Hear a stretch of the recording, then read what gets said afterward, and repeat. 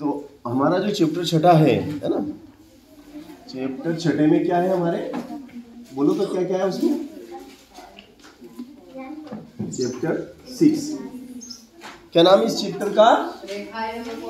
रेखाएं एवं कोण। इस चैप्टर का नाम है रेखा और कोण। देखो रेखा और कोण है ना। अब रेखा को हम डिफाइन करेंगे। ये आपकी रेखा है ना। रेखा और कोण हमारा जो चैप्टर 6 है इसका नाम ही यही है। तो सबसे पहले तो जो नाम है हम उसी पे काम करेंगे, है ना। कि चैप्टर का नाम रेखा है तो भाई रेखा किसे कहते हैं, रेखा कैसी दिखती है ना। रेखा को कभी देखा कि नहीं देखा, है ना। छठी में देखा कि पांचवी में देखा कि चौथी में देखा, है ना। तो रेखा ये क्या है, आपकी रेखा है। रेखा ऐसी दिखती है, ऐसी दिखती है ना रेखा, कि और किसी दूसरी शक्ल की होती है, ऐसी होती रेखा, है ना। कि नहीं सर ऐसी नहीं होती सर, ये ऐसी होती है सर।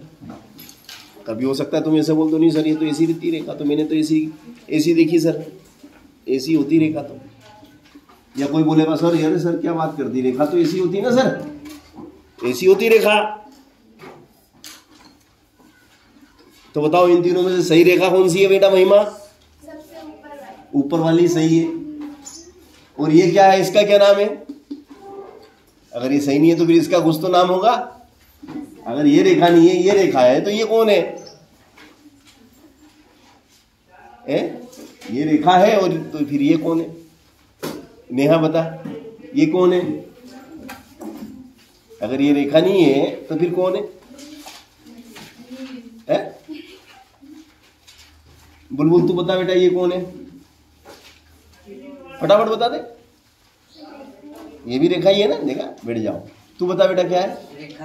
ये रेखाखंड है, नॉट रेखा। रेखा नहीं है, रेखाखंड है। ये रेखा और ये रेखाखंड।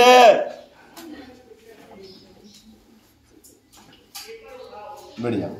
अच्छा तो फिर ये बता बेटा चोरसिया, ये कौन है? किरण। सही है, सही जवाब। ये कौन है? ये किरण। तो दिमाग में अपने फिट कर लो चित्र सहित। इस टाइप की जो शक्ल होती है उसको किरण कहते हैं। ये आपकी किरण है, ये आपकी रेखाखंड है और ये आपकी रेखा है ना। तो ये आपको मालूम होना चाहिए कि रेखा कौन सी होती है, कौन सी नहीं होती है ना। रेखा कैसी होती है और रेखा कैसी दिखती है, रेखा और किरण में क्या अंतर होता है, रेखा और रेखाखंड में क्या अंतर होता है, ये भी आपको मालूम होना चाहिए। तो ये रेखा है ना। ये दोनों सिरों पे कैसा निशान है? इसके तीर का निशान है, यानी कि दोनों दिशाओं में जाती है। ये रेखा दोनों दिशाओं में अनंत तक जाती है, क्योंकि ये एरो मतलब गतिमान है। एरो का मतलब गतिमान, ये गति का निशान है। ये इस दिशा में गति कर रही है और इधर का हिस्सा इस दिशा में गति कर रहा है। और कब तक गति करता रहेगा? अनंत तक। तो रेखा की लंबाई अनिश्चित होती है। रेखा की लंबाई अनिश्चित होती है। रेखा दोनों दिशाओं में अनंत तक गति करती है। रेखा का कोई शुरुआत बिंदु नहीं होता है कि कहां से शुरू हुई थी। इसका उद्गम नहीं, जैसे नदी का उद्गम होता है ना, कि भाई ये नर्मदा अमरकंटक से निकली है ना। अपन नहीं बोलते कि ये इसका उद्गम वहां से हुआ है। तो इसका कोई उद्गम बिंदु नहीं होता है, इसका प्रारंभिक बिंदु नहीं होता है कि इसका प्रारंभ कहां से हुआ, हमें पता नहीं। और इसका कोई अंतिम बिंदु भी नहीं होता है। भाई अंतिम बिंदु नहीं होता है, प्रारंभिक बिंदु भी हमें ज्ञात नहीं होता है। इसकी लंबाई अनंत होती है, अनिश्चित होती है। कौन सी? दोनों दिशाओं में अनंत तक जाती है। मालूम पड़ गया ना। अब रेखा में ऐसा नहीं होता है। रेखा में इसका प्रारंभिक बिंदु तो हमें मालूम नहीं होता है, किंतु अंतिम बिंदु हमें ज्ञात होते हैं। यहाँ पे खत्म हो गई, ये खत्म हो गई रेखा, रेखाखंड। ये रेखाखंड ए बी है,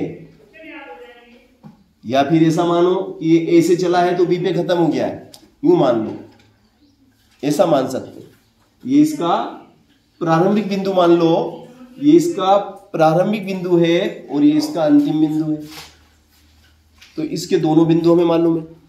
इसका प्रारंभिक बिंदु भी हमें ज्ञात है, अंतिम बिंदु भी हमें ज्ञात है। इसकी लंबाई निश्चित होती है, ये भाई 10 मीटर है कि 5 मीटर है कि 5 सेंटीमीटर है कि 10 सेंटीमीटर है, लंबाई निश्चित है। अंतिम और प्रारंभिक बिंदु भी हमें ज्ञात है। और क्या ज्ञात है हमें, बताओ? लंबाई निश्चित होती है ना। और एक और बात है कि ये जो रेखाखंड है, रेखा का एक अंश होता है। रेखाखंड, खंड यानी उसका टुकड़ा, अंश। रेखाखंड रेखा का अंश होता है, उसका टुकड़ा होता है। ये इसी में से निकला है, इसी में से ये निकला है। जैसे बड़ा परिवार नहीं रहता, किसी परिवार में 20 मेंबर है ना, और 2 जने अलग हो गए, बोले नहीं हम तो अलग, हमारी अलग से रोटी सब्जी बना के खाएंगे, अपनी पसंद की रोटी। जब बड़े परिवार में ऐसा होता है कि भाई जो बन गया वो सबको खाना पड़ेगा, है ना। जैसे मान लो भाई भिंडी बन गई तो भिंडी सबको खाना पड़ेगी, उसमें कोई नखरे करता कि नहीं भिंडी मेरे को अच्छी नहीं लगती, फिर भी खाना पड़ेगी क्योंकि बड़ा परिवार है, सबके लिए अलग अलग नहीं बनेगी, है ना।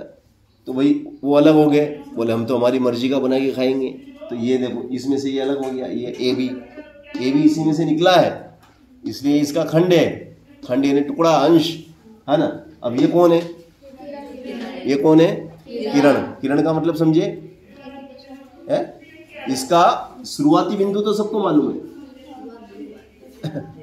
इसका प्रारंभिक बिंदु सबको मालूम है। ये शुरुआत यहां से हो रही है इसकी, मगर कहाँ खत्म होएगी ये किसी को पता नहीं है। अंतिम बिंदु इसका पता नहीं। ये एक ही दिशा में चलती है और ये दोनों दिशाओं में चलती है, मगर ये केवल एक ही दिशा में चलती है और अनंत तक जाती है। इसकी लंबाई अनिश्चित होती है। इसका प्रारंभ बिंदु हमें ज्ञात होता है, शुरू का बिंदु हमें ज्ञात होता है, किंतु अंतिम बिंदु हमें ज्ञात नहीं होता है। तो ये मालूम पड़ गया ना आपको। रेखा किसे कहते हैं, रेखाखंड क्या होता है, किरण क्या होता है, इसका मूल अंतर आपको मालूम होना चाहिए, वरना लोग इनको तीनों को एक ही समझते हैं। रेखा बोलो तो किरण बना दे, किरण बोलो तो रेखाखंड बना दे, मगर इनमें मेन अंतर मालूम होना चाहिए आपको, मूल अंतर क्या है ना। चलो अब आपके बाद में हम आते हैं, जैसे रेखा की बात करें तो रेखा 2 प्रकार की होती है। चलो रेखा को परिभाषित करना चाहेंगे, रेखा की परिभाषा क्या होगी, तो देखो ऐसे ये रेखा को हम परिभाषित इस प्रकार से कर सकते हैं, बिंदु का समुच्चय। बिंदुओं का समुच्चय रेखा कहलाता है। बिंदुओं को अगर व्यवस्थित रूप से जमा दिया जाए तो रेखा बन जाती है। तो देखो हमने इनको क्रमबद्ध कर दिया, जमा दिया, तो रेखा बन गई कि नहीं बन गई, है ना। इसी प्रकार से दूसरे स्टाइल में जमा दो, ये भी जमाने का तरीका, तो ये भी रेखा बन गई। अब ये सरल रेखा है, ये सीधी सरल रेखा है, मगर ये टेढ़ी मेढ़ी, जिसको हम वक्र रेखा कहते हैं, है ना। ये कर्व लाइन, इसको अंग्रेजी में क्या कहते हैं, कर्व। ये वक्र रेखा, टेढ़ी मेढ़ी वक्र रेखा। और ये स्ट्रेट लाइन, ये स्ट्रेट लाइन होती है, सीधी लाइन होती है, इसको सरल रेखा कहते हैं। क्या कहते हैं इसको, स्ट्रेट लाइन या सरल रेखा या रिजु रेखा, इसका एक और नाम है रिजु रेखा भी कहते हैं, है ना। ये कभी ऐसा पूछ लेते कभी कभी तो रिजु में कंफ्यूज हो जाते हैं, बोले यार ये रेखा तो अपन ने पढ़ी है, बस नाम मालूम नहीं है, आपने उसका दूसरा नाम रख रखा किसी ने, है नहीं, किसी ने इसको रिजु नाम दे दिया। जब किसी ने इसको परिभाषित किया होगा, जब इसको रिजु नाम दे दिया उसने, उसका नाम रिजु होगा तो उसके नाम से रेखा नाम पड़ गया इसकी। जैसे किसी ने प्रमेय दी तो पाइथागोरस ने दी तो उस प्रमेय का नाम ही पाइथागोरस प्रमेय हो गया, है ना। किसी थेल्स वैज्ञानिक ने प्रमेय दी तो उस प्रमेय का नाम हो गया